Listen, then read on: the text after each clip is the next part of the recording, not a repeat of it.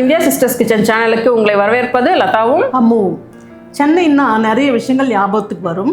சாப்பாட்டு பிரியர்களுக்கு கண்டிப்பாக ஞாபகம் வர்றது வடகறி. இட்லி, தோசை, இடியாப்பம்னு எல்லாத்துக்கும் நல்லா ஷூட் ஆகிற இந்த வடகறியை ஹோட்டலில் கிடைக்கிற மாதிரி வீட்டில் ஈஸியாக எப்படி செய்யறதுன்னு பார்க்கலாமா? முன்னாடி இந்தியா சிஸ்டர்ஸ் கிச்சன் சேனலை சப்ஸ்கிரைப் பண்ணி வச்சுக்கோங்க. பக்கத்தில் இருக்கிற பெல் ஐக்கானை ப்ரெஸ் பண்ணி வச்சுக்கோங்க. அப்போ தான் நாங்கள் போடுற வீடியோஸ் உங்களால் உடனே பார்க்க முடியும்.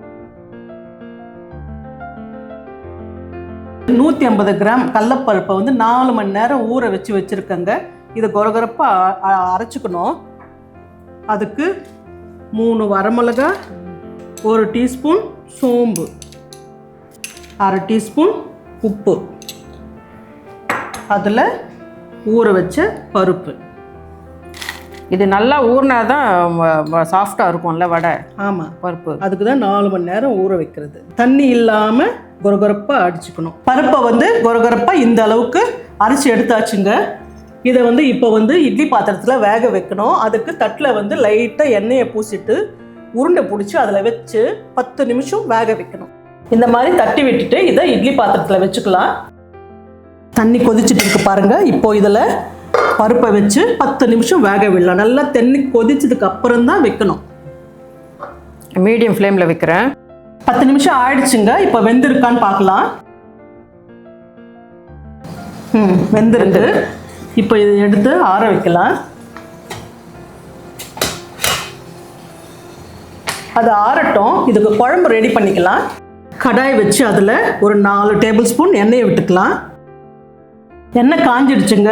அதில் 2 ஏலக்காய், 2 லவங்கம், 2 பட்டை, ஒரு அன்னாசிப்பூ, 2 பிரிஞ்சி இலை, அது கூட 1/2 டீஸ்பூன் சோம்பு,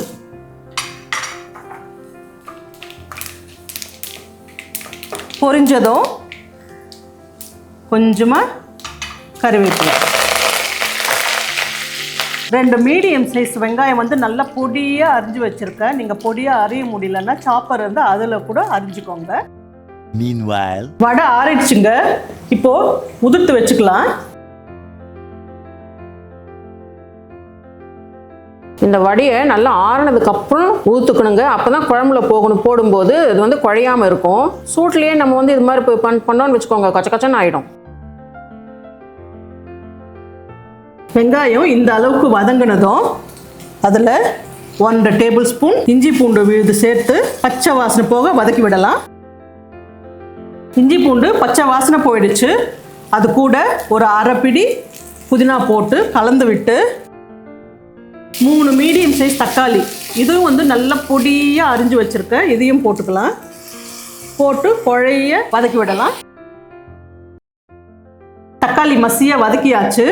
அதில் 2 டீஸ்பூன் வெறும் மிளகாய் பொடி, 1 டீஸ்பூன் தனியா பொடி, 1/2 டீஸ்பூன் மஞ்சள் பொடி, 1/4 டீஸ்பூன் கரம் மசாலா, இதையும் வதக்கி விடலாம்.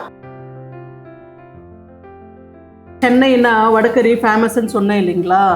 அது எதுக்குன்னா முதல்ல சைதாப்பேட்டில் தான் ஒரு கடையில் இந்த வடகறியை செஞ்சாங்களாம். மீந்த வடையை என்ன பண்ணுறதுன்னு யோசிக்கிறப்போ குழம்பு செஞ்சு அதில் இதை உதுத்து போட்டு சாப்பிட்டா அவ்வளோ டேஸ்ட் நல்லா இருக்கவே அதை அப்படியே கொஞ்சம் கொஞ்சமாக சேஞ்ச் பண்ணி வேறு விதமாக இந்த வடகறியை செய்ய ஆரம்பிச்சு சென்னையில் சென்னையன்னாவே வடகறி அப்படின்னு ரொம்ப ஃபேமஸ் ஆயிடுச்சு. சைதாப்பேட்டை வடகறி அப்படின்னு சொல்கிறாங்க. உங்களுக்கு யாருக்கு இந்த கதை தெரியுமோ சொல்லுங்க, கமெண்ட்ஸில். எங்களுக்கு தெரிஞ்சது இவ்வளோதான். மசாலா பச்சை வாசனை போயிருக்குங்க. இப்போ இதில் 1/2 லிட்டர் தண்ணியை ஊற்றி கலந்து விட்டு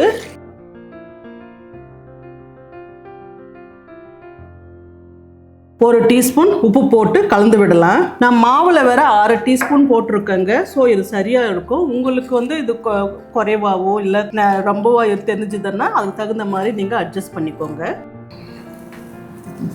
இதை மூடி போட்டு ஒரு கொதி வர விடலாம். இப்போ தண்ணி நல்லா கொதிக்குதுங்க. இந்த மீடியம் ஃப்ளேமில் வச்சுட்டு நம்ம உதுத்து வச்ச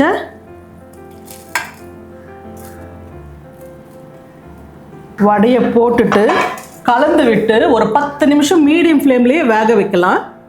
இது ஆக்சுவலாக வடை இல்லைங்க, நம்ம எண்ணெயில் போட்டு எடுக்கலை, ஆவியில் வேக வச்சது. டேஸ்ட் மாத்திரம் இல்லை, நல்லா ஹெல்த்தியானதும் கூட. எண்ணெயில் போடல அப்படிங்கிறதுனால இந்த டயட்டில் இருக்கிறவங்கெல்லாம் 2 இட்லி சேர்த்து சாப்பிடலாம் பயம் இல்லாமல். இப்போ மூடிடலாம். 10 நிமிஷம் ஆயிடுச்சு. ஓப்பன் பண்ணி பார்க்கலாம். கரெக்டாக தண்ணி இழுத்து பதமாக இருக்குங்க.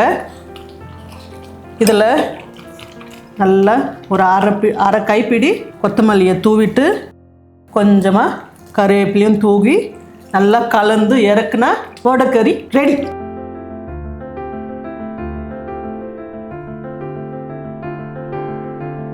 வடைக்கறி பார்க்க கலர்ஃபுல்லாக இருக்குதுல்ல, டேஸ்ட்டும் அதே மாதிரி அட்டகாசமாக இருக்குங்க.